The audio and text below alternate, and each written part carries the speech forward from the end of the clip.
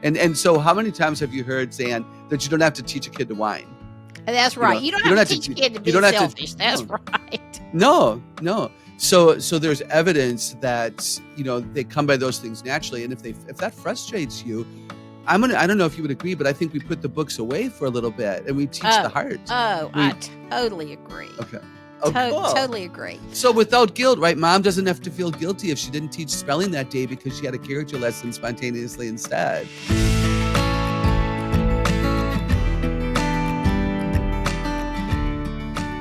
Hello, everyone, and welcome to the Zan Tyler podcast, where our goal is to help you thrive in your homeschool journey. Before we begin today's episode, I just want to remind you to subscribe to this podcast wherever you listen or watch, including YouTube, and leave us a review if the podcast has encouraged you. Leaving a review helps other homeschool parents like you find our podcast. And as always, you can follow me on Instagram and Facebook for more content. Today, I'm excited to continue the second part of a two-part episode with Dr. Kathy Cook, author, speaker, and PhD in education. She's also the founder of Celebrate Kids. If you missed part one, you will want to make sure to go back and watch it. Today, I'm excited to finish our discussion about so many important educational topics, including the 8 different ways our kids learn. So stay tuned. You will really be encouraged by today's episode. When my family started our homeschooling journey, there were so many decisions to make. But one of our best decisions was choosing to use BJU Press Homeschool. I've never seen my kids so excited to get textbooks before. I'm amazed by how interesting and interactive the lessons are. My kids actually look forward to them. We use the online video lessons for all our courses, but I know some families choose to teach from the textbooks. What I love is that I can trust BJU Press to uphold our values. The Bible and biblical principles are woven throughout each subject. I'll admit, I was a bit nervous when I started homeschooling, but I've found a wonderful online community of other BJU Press homeschool families and consultants. The Homeschool Hub also makes my job easier. I can set up our schedules and rearrange them with just a few clicks. On the dashboard, I can see each of my kids' progress, and the assignments page shows me quickly what's ready for me to check or grade. I'm glad my son's biology assignments are automatically graded. BJU Press Homeschool has given us the tools and confidence to homeschool our children. For more information, do what I did and visit the BJU Press Homeschool website or talk with your local HomeWorks consultant. I wasn't planning on bringing this up, but something you said just triggered this memory. You talked about, and I've been listening to podcasts, I've been reading your book, so you can tell me if this is not in your book, but it was such a powerful statement. You talked about the way your parents raised you, and that when you took piano lessons, they didn't just sit there for the recital. They sat through while at home while you practiced. And It wasn't just the test at the end. They were watching you study or helping you study. I just think that's a really powerful concept. Is the end product sometimes is important, but so is the process. Absolutely. Yeah. When my parents were alive, they were asked often, my mom in particular, how did you do what you did? My brother has an earned PhD and a postdoctorate, world renowned for his field. More importantly, a wonderful believer and husband, father, grandfather, and brother to me. And we were chemist. Raised well. And chemist. He's a chemist who believes in Jesus, right? So it's pretty cool. And my parents sat in the room while we practiced. They took grandparents to the recitals. They, paid for lessons, drove us to lessons. Both of us are very musical, and I'm grateful for that. We were both in athletics as well, and so they paid attention to the process. They didn't ask just about the test score. They asked if we had homework that night, and so the process leads to the product, right? And again, what's cool about homeschooling is the process and the product are just all one. Like there's not the need for performance-based education. Now, in some states, there's a little bit of that you have to do, but you don't have to get caught up in that. And that's good because it can short circuit the learning process. When I was a professor, as an example, I only gave quizzes and an exam the first semester, and I taught for 7 years. I never gave another quiz or exam. I was very popular. My students loved my classes.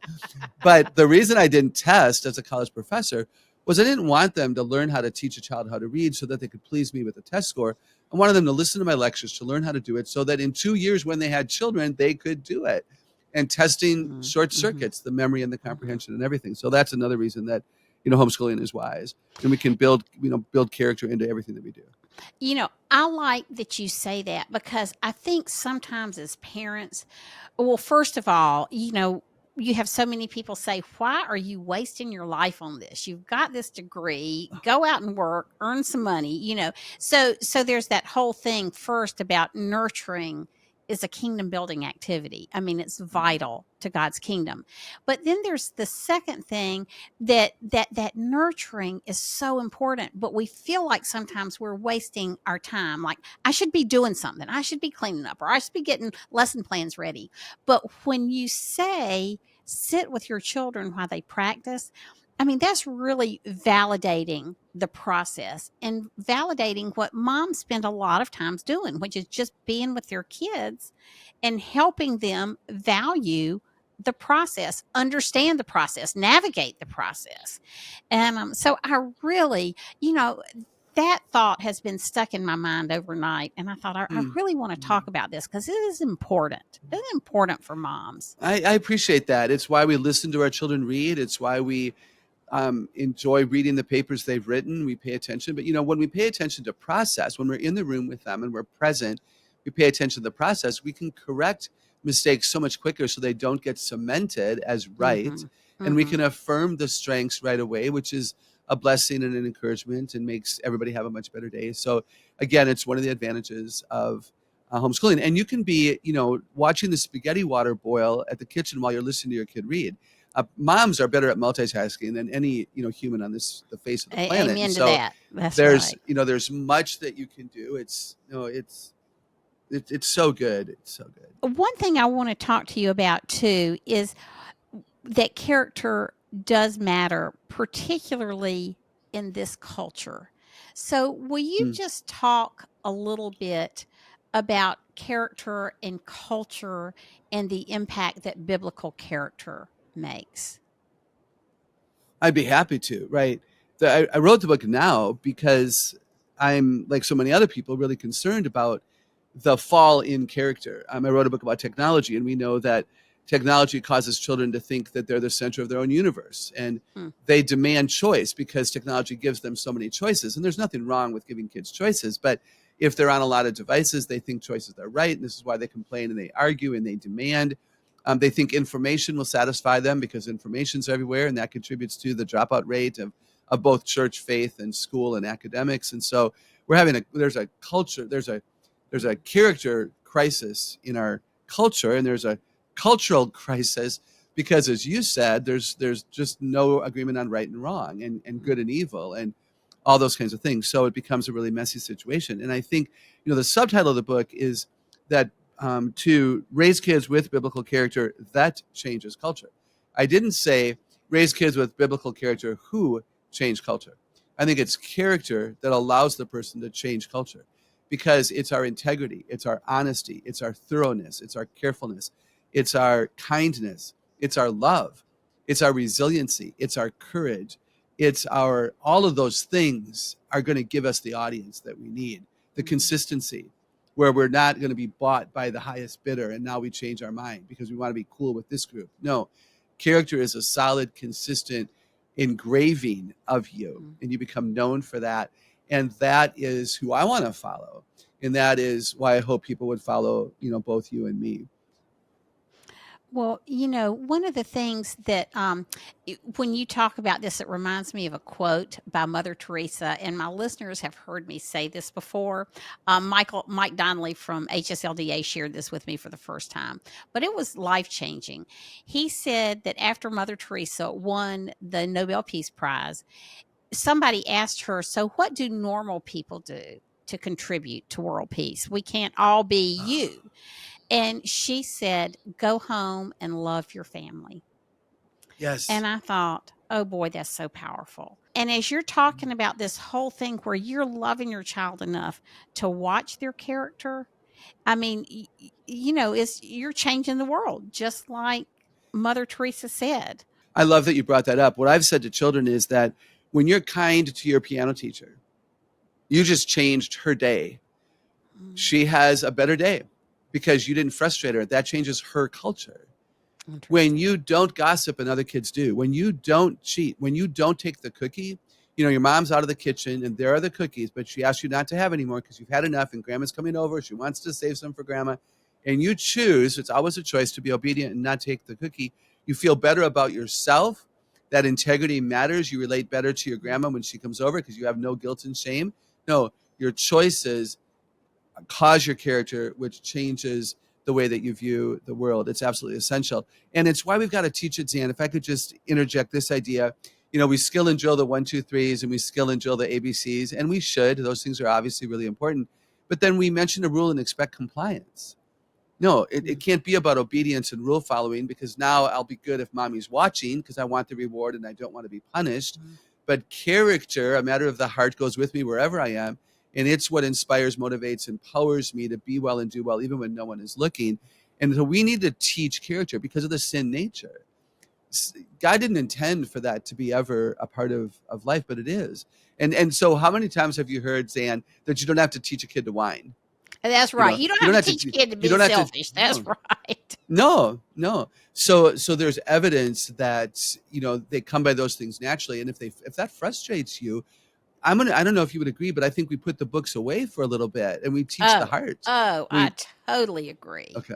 Cool. Totally agree. So without guilt, right? Mom doesn't have to feel guilty if she didn't teach spelling that day because she had a character lesson spontaneously instead.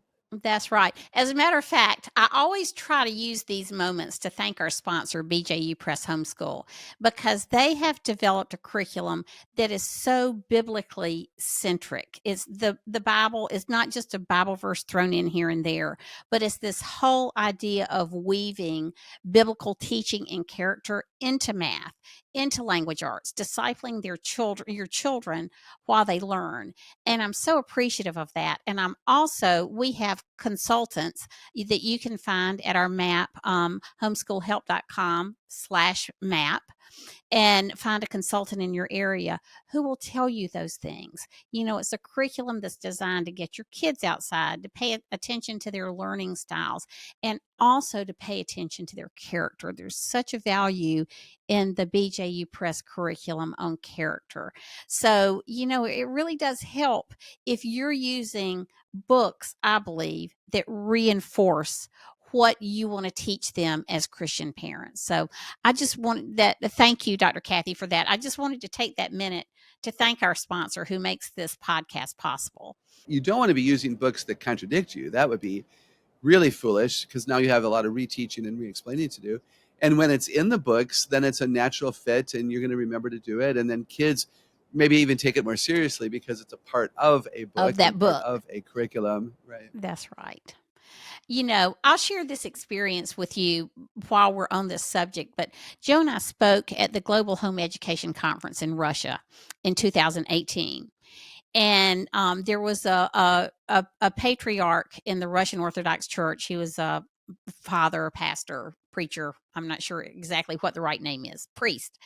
And he stood up and he said, "I'm a very old man, but from what I can see, I'm going to spend the last years of my life advocating for homeschooling, because homeschooling, we have got to rebuild Russian families and Russian culture, which was decimated by communism." And he said, and the only way I can see for us to build strong families is to have families that are united and have common purpose. And he said the only way to have a strong culture is to have strong families and to have strong churches. And so it was really amazing. We've got to get over this notion that children are the mere creature of the state when it comes to education, and that they are children on loan to us from God, and their character will impact the culture. I think that's so important for parents to know. Otherwise, what we're doing is really in vain. Yes, there's so much I could say. When we say celebrate, it. Well, I agree. I want us to pray for public school personnel and school board members and the kids. 90% of the kids in our country are still there, so we're not talking about abandoning that system. That 90% is an estimate. Don't quote me on that. But the point is that the majority of our kids are still there, so it matters. Yeah. But yeah, let's pull the kids. I always say to a parent, if you're going to ask me if you should pull a child from the school they're in, the answer is yes. you wouldn't be asking if Mm. pulling a child is right if you didn't see enough to make you concerned. And so what are you afraid of? What do you need in order to be confident? And then we teach them. We talk about, unschooling for a while. We talk about all of the options they have. I've recommended to a lot of people, go to a homeschool convention before you homeschool and just Mm-hmm. find out how many people do it. Let your kids find out. They won't be weird because look at all these other kids who do it. And, walk around the exhibit hall and talk to, other people who homeschool, who you happen to sit by in a room and become more confident in it. But it matters greatly. It is the family unit matters. God ordained the family before he ordained the church. Amen. Amen. That's And right. so bringing the kids home and moms and dads being involved and grandparents, it's just, and again, the sibling relationships can be so positive. It's just, I've watched it and it's life-changing. And it is, we know from the evidence, right, Zan, how many homeschool kids make it into the, best colleges, best gap years, best, careers, and they're going to succeed because of character, because of teachability, because of independent learning strategies, because they've learned unity. They've learned to serve because so many homeschool families take time to serve. There's all those things that make it right. And my listeners have heard this story too, but I think some of these things are worth revisiting. My middle son is an attorney. He was homeschooled through high school. He grew up in the state house with me, lobbying for 8 years. And then he ended up getting very involved in, the state and the Senate page program at a state and federal level. And, it just became his love. And so he's got 4 kids that they're homeschooling. He's never been in a public school classroom, nor have they. But he is now the chief legal counsel for the State Department of Education. And, we do need believers who are filling that gap. I mean, the things that John is able to influence where he is amazes me. And Wow. so we want to be salt and light in our profession where God calls us to be. I just think that in the culture we live in now, our children need to have some Christian culture at home before they're Oh, yeah. exposed to so much of what's going on in the world. Oh, totally. They have to be discipled, which again is an advantage of having them at home. And I would say that homeschoolers have a responsibility to make sure that that's happening, to teach Bible, but don't teach it like you teach spelling. Don't assume that just having your kids schooled at home is going to necessarily radically transform their That's understanding of right. the things of God. That's We right. still have family devotions. I hope the dad is still showing up as a spiritual leader, whether that happens Saturday mornings, Sunday afternoons, and the evenings. And I hope that we're teaching a love for God's word and a love for God, not just a knowledge, which can be snatched away more readily. So I think that, and that's why, again, to have the best curriculum and to go to the conferences and to, admit that you need a guide to help you with something, because we shouldn't be making quick and easy assumptions. We still have to work at it. Yes, that's right. Homeschooling is really hard. I mean, this is not to discourage anybody, but it's hard. It's the hardest thing I've ever done in my life. It's the most meaningful thing that I've ever Yeah. done in my life, but it just requires all that you have to give and more sometimes. And so I think to have people like you, Dr. Kathy, who are speaking into their lives and helping them with the education and the parenting piece, and just reinforcing this idea that it's okay to teach character during school hours. It's okay to teach God's word during school hours. Sometimes, when I was a young mom and homeschooling and I had my college degree, but it was in economics, not in education. And I can remember Dr. Moore, and there were several other people came along with educational credentials, Dr. Ruth Beechick. And I needed permission sometimes to do what my heart was telling me to do, but I wasn't sure it was sound educationally. So, I just love the fact that you validate all of these things with homeschool moms and dads. I think it's really important. I appreciate that. I think that is a reason people are intrigued and listen to me, because of my PhD and public school background. But it's essential that kids know who they are and why they were created to be who they are for such a time as this. And that's most likely going to happen in a homeschool, because a mom and a dad will love those kids more than anyone else and will be there 24/7 to apply the truth. School is not about learning something and passing a test. School is about learning something and getting ready for life. The purpose of school is not to get you ready for more school. The purpose of school is to get you ready for life. And so when you homeschool, all the schooling happens in a mishmash mess, right? You are learning this vocabulary word, and now you make sure to use it in creative writing, and then it comes up in science again, and then it comes up in a current event life application. And you just make sure that happens, and it's just a glorious thing. And you have kids who are confident and kids who love learning. See, they got to love learning. Learning is our life. Proverbs teaches us that. So learning is our life. And do we want to continue learning? It's more likely, again, that when kids have a positive school experience, they will have a positive inclination toward learning. And that means that their life is going to be richer. Absolutely. We could talk all day. And it's true. I'm not making any of this up. It's absolute truth.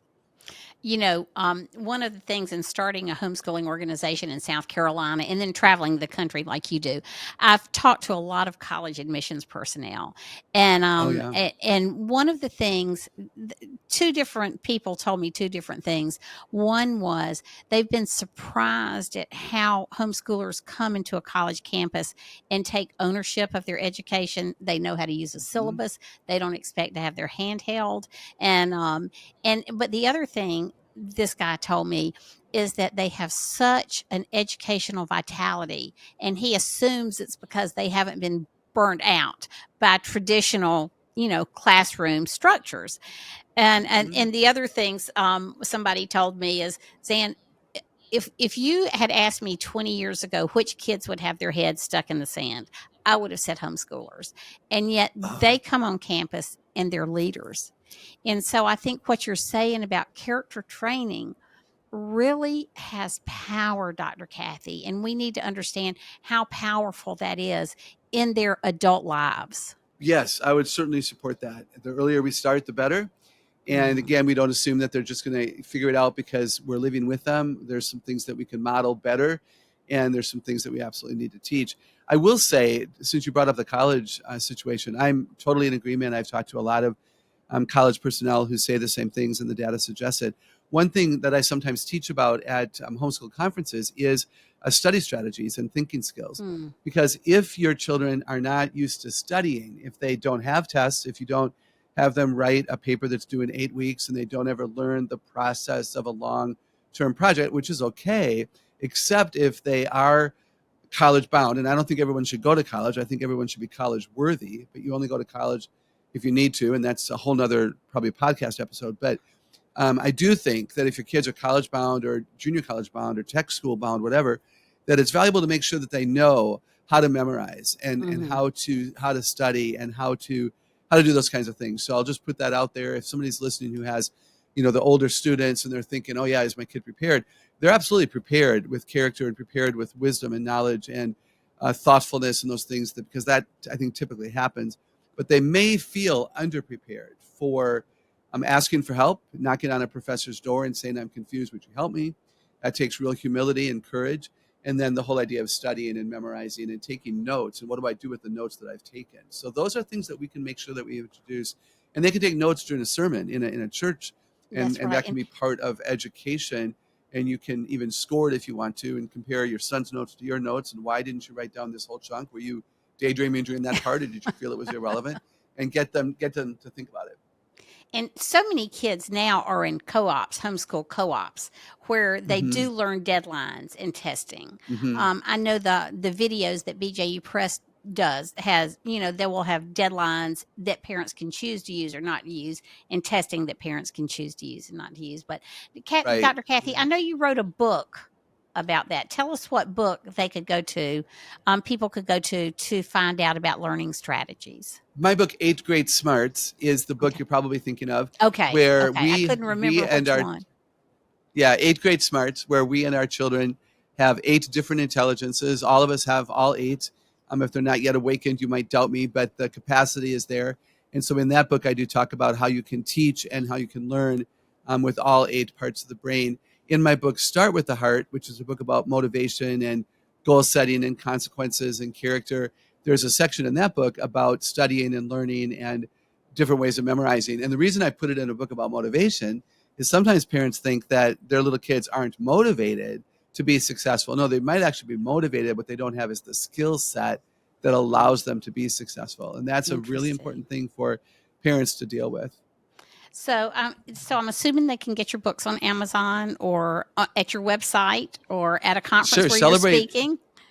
Yeah, celebratekids.com, and Okay. of course Amazon and other retailers. And if I am speaking, we always have an exhibit space, and of course it'd be great to meet your listeners. So I want to make sure everybody knows the book. For those of you on YouTube, you can see it. For those of you listening, let me read the title one more time. Parent Differently, Raise Kids with Biblical Character That Changes Culture. And Dr. Kathy just told you where to find her at Celebrate Kids. Thank you so much for being with us today. I It's really my appreciate pleasure. it. I learn every time I hear you speak, and I know that everybody enjoyed listening to you today. Thanks for inviting me on, and appreciate your thoughtful questions. It was a fun discussion. And for those of you who know me, you know you can find me at zantyler.com or on my social media. And I thank you so much for being here. Until next time, may God continue to bless your family. See you next time. Bye.